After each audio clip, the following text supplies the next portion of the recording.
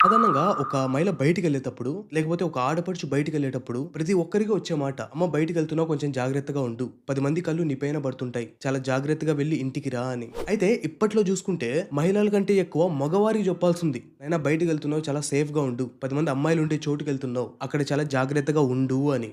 కొంతమందికి నవ్వొస్తుందేమో, ఇప్పట్లో ఇది 100% ట్రూత్. ఎందుకిలా అంటున్నానంటే, ఒక వ్యక్తి అతనికి పెళ్లయింది. ఇద్దరు బిడ్డలు గూడా ఉన్నారు. మంచి వ్యాపారం చేస్తున్నాడు. ఫైనాన్షియల్‌గా మంచి స్టేజ్‌లో ఉన్నాడు. అయితే ఇతన్ని ఒక మహిళ అదే పనిగా ప్లాన్ జేసి, ఉచ్చు బిగించి, ఉచ్చులోకి దించి, అతని దగ్గర డబ్బులు లాగుతూనే ఉంది.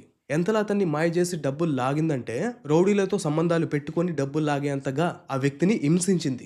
ఈ స్టోరీ లేటెస్ట్‌దైతే కాదు. బట్ స్టిల్ అయినా గూడా ఈ కాలంలో అబ్బాయిలు కొన్ని విషయాల్లో పరువు పోతుందనో, లేకపోతే పేరు పోతుందనో, ఎంతోమంది తనకు జరిగిన అన్యాయాల గురించి బయట పెట్టడం లేదు. బయట పెట్టాలని గూడా అనుకోవట్లేదు. ఎవరైతే అన్యాయం చేస్తున్నారో వాళ్ళకు లొంగిపోతున్నాడు. అలాంటి వారి కోసం ఈ ఇన్సిడెంట్ ఏదైతే ఉందో, ఆ ఘటన గురించి వివరించబోతున్నాను. ఇంకా చెప్పాలంటే ఈ హనీ ట్రాపింగ్ గురించి మన ఛానెల్‌లో ఆల్రెడీ వీడియో ఉంది. ఇంట్రెస్ట్ ఉన్న వాళ్ళు ఆ వీడియోని కూడా చూడండి. లింక్ డిస్క్రిప్షన్‌లో ఇచ్చాను. ఈ హనీ ట్రాపింగ్ గాని, బ్లాక్ మెయిల్ గాని ఇవన్నీ ఏవైతే ఉన్నాయో ఈ సమాజంలో మహిళలకు సంబంధించినవి మాత్రమే బయటకు వస్తున్నాయి. ఆ అన్యాయాలు మాత్రమే బయటకు వస్తున్నాయి. బయటికి రావాలి కూడా. అయితే at the same time only one సైడే కాకుండా మగవారికి కూడా ఇలాంటివి జరుగుతున్నాయి. ఇవి కూడా బయటికి రావాలి. అవి సరిగ్గా రావట్లేదు. అందుకోసమే ఇది పాత ఇన్సిడెంట్ అయినప్పటికీ ఇది మళ్ళీ మీ ముందుకు తెస్తున్నాను. సో కథ ఏందో తెలుసుకుందాం. నేను మీ డికోర్. Welcome back to our channel.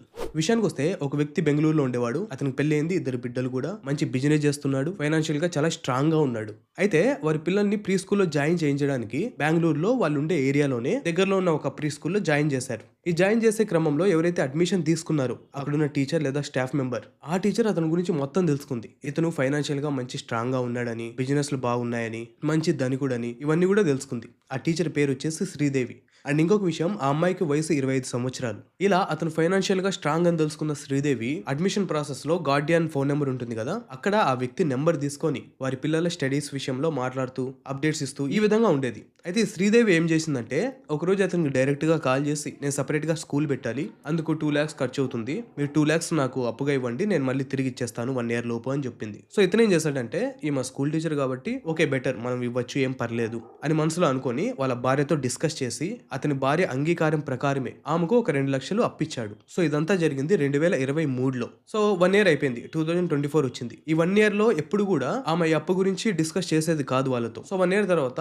ఆ అబ్బాయి డైరెక్ట్ గా శ్రీదేవికి కాల్ చేసి, మీరు నా దగ్గర 2 lakhs అప్పు తీసుకున్నారు కదా, 1 year లోపల చెల్లిస్తా అన్నారు, ఇవ్వండి అని చెప్పి కాల్ చేశాడు. అప్పుడు తనేం చెప్పిందంటే, యాక్చువల్ గా ఇలా స్కూల్ పెట్టడానికి నాకు ఒక పార్ట్నర్ కావాలి, మీరే పార్ట్నర్ గా ఉండండి అని చెప్పేసి కవర్ చేస్తూ రికవరీ గురించి మాట్లాడకుండా ఇలా పార్ట్నర్ గా ఉండండి అని చెప్తూ మాట్లాడుతూ వచ్చింది. తను కూడా టీచరే కదా అని చెప్పేసి కొద్దిగా నమ్మకంతో మాట్లాడుతూ ఉండేవాడు. సో ఇప్పటి నుంచే శ్రీదేవి తను అనుకున్న పథకం ఏదైతే ఉందో, ప్లాన్ ఏదైతే ఉందో అదే అమలు పరచడం మొదలు పెట్టింది. అలా పార్ట్నర్ అని చెప్పేసి ఆ వ్యక్తితో మాట్లాడుతూ డైలీ కాల్స్ చేస్తూ కమ్యూనికేషన్ పెంచుకుంటూ ఉన్నారు. ఇద్దరు కూడా మాట్లాడుతూ ఉన్నారు. ఇది జరిగే ముందు వరకు అంతా కూడా వాళ్ళ భార్యకు అన్ని విషయాలు తెలుసు. సో ఎప్పుడైతే ఇతను అప్పు తీర్చమని అడిగాడో, ఆ తర్వాత ఈమె పార్ట్నర్ అవ్వమని అడిగిందో, ఆ తర్వాత నుంచి జరిగిన కమ్యూనికేషన్ ఏది కూడా వాళ్ళ భార్యకు తెలియదు.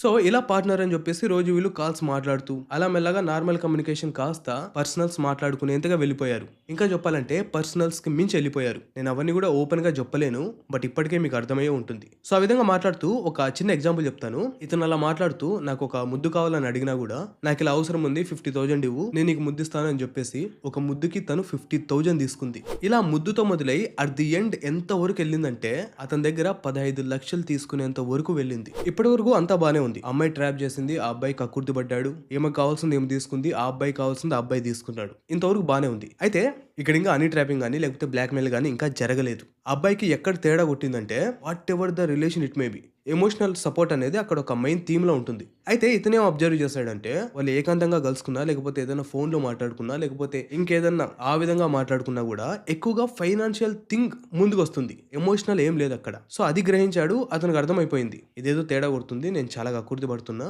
ఇదంతా వద్దురా బాబు, ఇప్పటివరకు పోయిన డబ్బైతే చాలు అని అనుకొని ఇంకా అమ్మాయితో ఏం మాట్లాడకుండా సైలెంట్ అయిపోయాడు. అయితే ఎప్పుడైతే ఆ అమ్మాయికి ఫోన్ చేయకుండా, ఆ అమ్మాయితో మాట్లాడకుండా ఏదైనా సైలెంట్ గా అయిపోయాడో, ఆ అమ్మాయి మరుసటి రోజు డైరెక్ట్ గా ఇంటికి వచ్చింది. ఇంటికి వచ్చేసి నార్మల్ గా అతని భార్యతో పిల్లాడి గురించి, చదువు గురించి ఇలా మాట్లాడుతూ ఉంది. అలా మాట్లాడిన తర్వాత ఆ అబ్బాయి దగ్గరకు వచ్చి వీళ్ళు ఏకాంతంగా గడిపిన ఫోటోలు గానీ, వీడియోలు గానీ ఇవన్నీ కూడా అతనికి చూపించి, నా దగ్గర ఇవన్నీ కూడా ఉన్నాయి, చూసుకో, జాగ్రత్తగా ఉండు, నువ్వు నాకు ఫోన్ కూడా చేయట్లేదు, నేను ఏదైనా డబ్బు అడిగినా కూడా నువ్వు అసలు రెస్పాండ్ ఇవ్వట్లేదు, ఈ ఫోటోలు వీడియోలు అన్ని కూడా నీ భార్యకి, నీ ఆఫీస్ లో ఉండే వాళ్ళకి అందరికీ చూపిస్తాను, గుర్తుపెట్టుకో అని చెప్పేసి అక్కడ నుంచి వెళ్ళిపోయింది. అయితే దెబ్బకి ఇతనికి భయం వేసేసి అతను వాడే సిమ్ కార్డు ఇచ్చేసి ఆ అమ్మాయి అలా అన్నప్పటికీ కూడా ఏం పట్టించుకోకుండా అతని పని అతను చూసుకుంటూ ఉన్నాడు. తన లైఫ్ లో తను ఫోకస్ చేసుకుంటూ ఉన్నాడు. అయితే తర్వాత అమ్మాయికి ఫోన్ చేసి సేమ్ మళ్ళీ బ్లాక్ మెయిల్ చేసి నువ్వు 20 లక్షలు నాకు ఇవ్వకుంటే ఇవి ఖచ్చితంగా అందరికీ చేరుతాయి, నేను అందరికీ చూపిస్తా, నీకు సంబంధించిన ఇలాంటి ఫోటోలు వీడియోలు బయటికి వస్తే సమాజంలో నీకున్న గౌరవం ఏమవుతుందో ఒక్కసారి ఆలోచించుకో అని గట్టిగా చెప్పింది. సారీ గట్టిగా బ్లాక్ మెయిల్ చేసింది. అలా బ్లాక్ మెయిల్ చేసి 20 లక్షలు దొబ్బేసింది. ఇతనేమనుకున్నాడంటే ఇక్కడతో ఇదంతా ఆగిపోద్ది, ఇంకేం ప్రాబ్లమ్స్ ఉండవు అనుకున్నాడు. అయితే మళ్ళీ కూడా ఈ అమ్మాయి కాల్ చేసి మళ్ళీ బ్లాక్ మెయిల్ చేయడం మొదలు పెట్టింది. దెబ్బకి ఇదంతా వద్దురా బాబు అని చెప్పేసి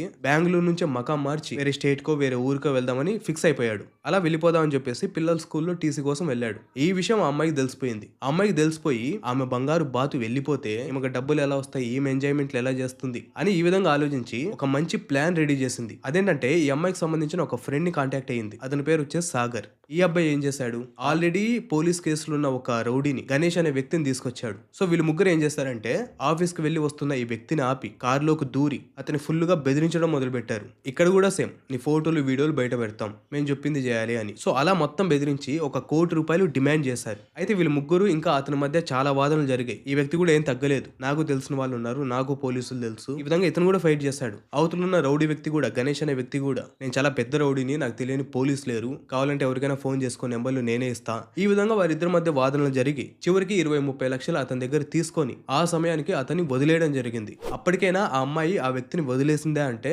నో. ఆ తర్వాత కూడా 1.5 సంవత్సరాల నుంచి 2 సంవత్సరాల వరకు ఆ అబ్బాయిని వేధిస్తూనే ఉంది. బ్లాక్మెయిల్ చేయడం, డబ్బులు అడగడం. సింపుల్ గా ఇదంతా కూడా అతనికి ఒక టార్చర్ అయిపోయింది. అతనికి ఫుల్గా అర్థమైపోయింది ఇది blackmail, honey trapping, extortion ఇవన్నీ కూడా అతనికి జరుగుతున్నాయి అని. దెబ్బకి ఇంక ఏదైతే అదేంది, ఇవన్నీ పట్టించుకుంటే కుదరదు, ఇలా భయపడుతూ బతకలేను అని ఫిక్స్ అయిపోయి సైబర్ క్రైమ్ వాళ్ళకి కంప్లైంట్ ఇచ్చాడు. సైబర్ క్రైమ్ వాళ్ళు కంప్లైంట్ తీసుకొని పూర్తిగా దాన్ని ఇన్వెస్టిగేట్ చేసి ఇతనిదేం తప్పలేదు, ఆ అమ్మాయే హనీ ట్రాపింగ్ చేసింది, బ్లాక్ మెయిల్ చేసింది, ఎక్స్టార్షన్ చేసింది అని చెప్పేసి కన్ఫర్మ్ చేసుకొని ఇందులో ఇన్వాల్వ్ అయిన ఆ ముగ్గురిని కూడా అరెస్ట్ చేయడం జరిగింది. మొత్తానికి ఈ విధంగా ఆ వ్యక్తి అప్పటికైనా కూడా తనకు జరుగుతున్న అన్యాయాల గురించి పోలీస్ కంప్లైంట్ ఇచ్చి ఇంకా ఎక్కువ కాకుండా తప్పించుకున్నాడు. బట్ అయినా కూడా ఇన్ని సంవత్సరాల పాటు నరకాన్ని చూశాడు. మొదట్లో జరిగిన ఇన్సిడెంట్ వరకు ఓకే, అమ్మాయి ట్రాప్ చేసింది, ఇతను కక్కుర్తిపడ్డాడు, అంతవరకు ఓకే. బట్ ఆ తర్వాత ఏదైతే జరిగిందో అదంతా కూడా నేరం.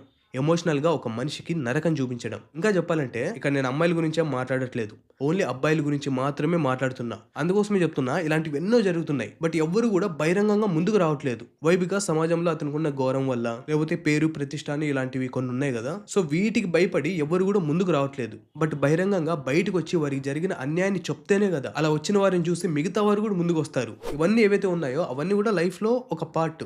ఏదో ఒక దానికి అట్రాక్ట్ అవుతాం, అది తప్పేమి కాదు. తప్పు తెలుసుకున్న తర్వాత కూడా తప్పును కంటిన్యూ చేస్తున్నావు చూడు, భయపడుతున్నావు చూడు, బయటకు వచ్చి మాట్లాడడం లేదు చూడు, అది తప్పు. కాబట్టి ఎవరికైనా కూడా ఇలాంటివి ఏదైనా జరిగితే ఖచ్చితంగా బయటికి రావాలి, మాట్లాడాలి. ఎవరైతే అన్యాయం చేస్తున్నారో వాళ్ళకి శిక్ష పడేలా చేయాలి. ఎందుకంటే చట్టాన్ని నమ్ముదాం. అందరికీ ఇక్కడ న్యాయం జరుగుతుంది అని నేను చెప్పట్లేదు. ఒక వ్యక్తే వచ్చి గొంతెత్తితే న్యాయం జరగకపోవచ్చు, కానీ 10 మంది వచ్చి గొంతెత్తితే ఖచ్చితంగా న్యాయం జరుగుతుంది, జరిగి తీరుతుంది. కాబట్టి ఈ వీడియో ద్వారా నాకున్న రిక్వెస్ట్ ఏంటంటే ఈ వీడియోని ఎంత వీలైతే అంతమందికి షేర్ చేయండి. నెక్స్ట్ వీడియోలో మళ్ళీ కలుద్దాం. జై హింద్.